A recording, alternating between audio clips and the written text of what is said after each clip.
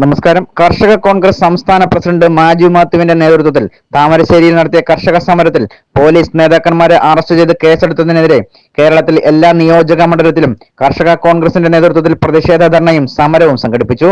പുനലൂർ നിയോജക മണ്ഡലത്തിലെ ആയൂരിൽ നടന്ന പ്രതിഷേധ യോഗത്തിൽ പുനലൂർ നിയോജക മണ്ഡലം പ്രസിഡന്റ് പ്രസാദ് കോടിയാട്ട് അധ്യക്ഷത വഹിച്ചു. സംസ്ഥാന ജനറൽ സെക്രട്ടറി വിളക്കുവാർ ഡാനിയൽ പ്രതിഷേധം ഉദ്ഘാടനം ചെയ്തു. ഇടമുളയ്ക്കൽ കോൺഗ്രസ് മണ്ഡലം പ്രസിഡന്റ് ലിജു ആലുവിള, ജില്ലാ സെക്രട്ടറിമാരായ നാസർ തെന്മല രഘുനാഥ്, അഞ്ചൽ ബിനോയ്, ത്യാഗരാജൻ, സംഗീത്, KC എബ്രഹാം, ഷെനിൽ പി കുര്യൻ, പാറങ്കോട് മധു, സജി ഷാജി എന്നിവർ പങ്കെടുത്തു. അതാണ് കർഷക കോൺഗ്രസിന് പറയാനുള്ളത്. അതുകൊണ്ട് ഞങ്ങളുടെ സൂചനാ സമരം ഇവിടം കൊണ്ട് തീർന്നല്ല.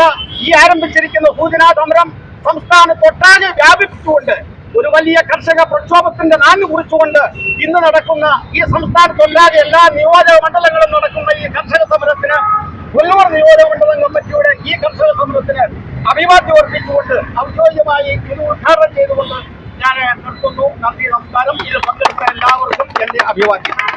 പ്രിയമുള്ളവരെ, നമുക്ക് ഈ സമരത്തിന് ആശംസകൾ അർപ്പിക്കുന്നതിന് വേണ്ടി നമ്മുടെ ഏറ്റവും പ്രിയങ്കരനായ നമ്മുടെ ഇടമുളയ്ക്കൽ മണ്ഡലം കോൺഗ്രസിന്റെ പ്രസിഡന്റ് പ്രിയങ്കരനായ ശ്രീ ലിജു ആലുവളെ. നമുക്കറിയാം, കേരളത്തിൽ ഭക്ഷ്യ ദൗർലഭ്യം നേരിടുന്ന ഒരു സംസ്ഥാനമാണ്. നമ്മള് കർണാടകയോ തമിഴ്നാടിനെയോ ആശ്രയിക്കാതെ ഇവിടെ ഒരു കോഴിമുട്ട മുതൽ നമുക്ക് കഴിക്കാനുള്ള ഒരു ഭക്ഷണ പദാർത്ഥങ്ങളും കൃഷി ചെയ്ത് എടുക്കാൻ പറ്റാത്ത സാഹചര്യവും ഒരു കാരണവശാലും അതിന് സർക്കാർ പ്രോത്സാഹനം നൽകുന്നില്ല എന്നുള്ളതാണ് സത്യം. അന്തർ സംസ്ഥാന ഈ ഇത്തരത്തിലുള്ള പച്ചക്കറി ഭക്ഷ്യ ഉൽപാദന ലോബികളുമായുള്ള അവർക്കുള്ള ഒരു ബന്ധം സൂചിപ്പിക്കുന്ന തരത്തിലാണ് ഓരോ ദിവസവും നമ്മുടെ വാർത്തകളൊക്കെ പുറത്തു വരുന്നത്.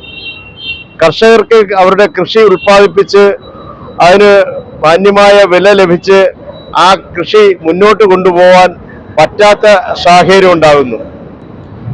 ഈ നാട്ടിലെ മനുഷ്യരെക്കാൾ കൂടുതൽ നാട്ടിലിറങ്ങുന്നത് വന്യമൃഗങ്ങളായിരിക്കുന്നു.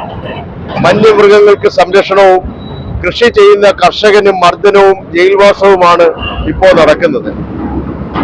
നാട്ടിലിറങ്ങുന്ന ഒരു പുലിക്കും പന്നിക്കും ആനയ്ക്കും കടുവയ്ക്കും കൊടുക്കുന്ന ഒരു പരിഗണനയും മനുഷ്യന്റെ ആഹാരം ഉൽപ്പാദിപ്പിക്കുന്ന ഇവിടുത്തെ കർഷകർക്ക് കൊടുക്കുന്നില്ല. അവരെ പരിഗണിക്കുന്നില്ല. അവരെ ഏതെല്ലാം വിധത്തിൽ ദ്രോഹിക്കാമോ അതേ വിധത്തിൽ ദ്രോഹിച്ചുകൊണ്ടേയിരിക്കുകയാണ്. ഇതിന് ഒരു അറുതി ഉണ്ടാകണം.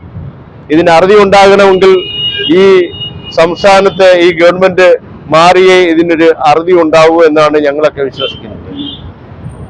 ഒരു കാരണവശാലും കർഷകരെ പ്രോത്സാഹിപ്പിക്കുന്ന ഒരു നിലപാടും ഈ ഗവൺമെന്റിന്റെ ഭാഗത്തു നിന്ന് ഉണ്ടാവുന്നില്ല. 1, 2, 3, 4 എന്നിങ്ങനെ ഓരോ ദിവസവും ഒരു തരത്തിലും ഒരു ശോഭനമായ തരത്തിലല്ല കാര്യങ്ങൾ മുന്നോട്ട് പോകുന്നത്. തീർച്ചയായും കേരള പ്രദേശ് കർഷക കോൺഗ്രസ് അതിനെതിരെ വളരെ ശക്തമായ നിലപാടുകൾ എടുത്തുകൊണ്ടാണ് പോകുന്നത്. അതിന്റെ സംസ്ഥാന പ്രസിഡന്റ് ഉൾപ്പെടെ അറസ്റ്റ് വരിച്ച് അവര് ജയിൽവാസം അനുഭവിക്കുകയാണ്. ഇത് ഇന്നൊരു സൂചന സമരമായിട്ടാണ് ഇങ്ങനെ ഒരു സമരം സംഘടിപ്പിച്ചിരിക്കുന്നത്. തീർച്ചയായും ഈ സൂചനാ സമരം കൊണ്ട് ഇത് അവസാനിക്കുന്ന കാര്യമല്ല. കേരളത്തിലെമ്പാടും എല്ലാ മണ്ഡലങ്ങളിലും എല്ലാ നിയോജക മണ്ഡലങ്ങളിലും ഈ സമരത്തിന്റെ അഗ്നി ആളിപ്പടരുക തന്നെ ചെയ്യും. ഇത് കോൺഗ്രസ് പാർട്ടി മാത്രമല്ല, കേരള പ്രദേശ് കർഷക കോൺഗ്രസ് മാത്രമല്ല, ഇവിടുത്തെ ബഹുജനങ്ങൾ ഈ സമരം ഏറ്റെടുക്കും.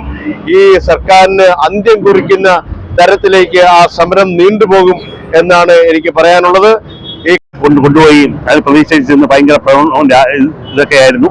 അതുപോലെ കഴിഞ്ഞ 2 മാസം ഒരു പട്ടി കടിച്ച ഒരു കുട്ടി മരണപ്പെട്ടു പോയി.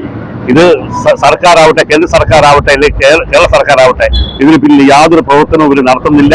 അതുപോലെ കർഷകർ അനുഭവിക്കുന്ന വേദന നമുക്കറിയാം. ഇതൊരു സൂചന ഇവിടെ പറഞ്ഞ ഉദ്ഘാടകനും അതുപോലെ ആശംസ അർപ്പിച്ച മണ്ഡലം പ്രസിഡന്റും വിശദമായ രീതിയിൽ സംസാരിച്ചായിരുന്നു. അതുപോലെ ഇതിനൊരു സൂചന പ്രതിഷേധം മാത്രമാണ്.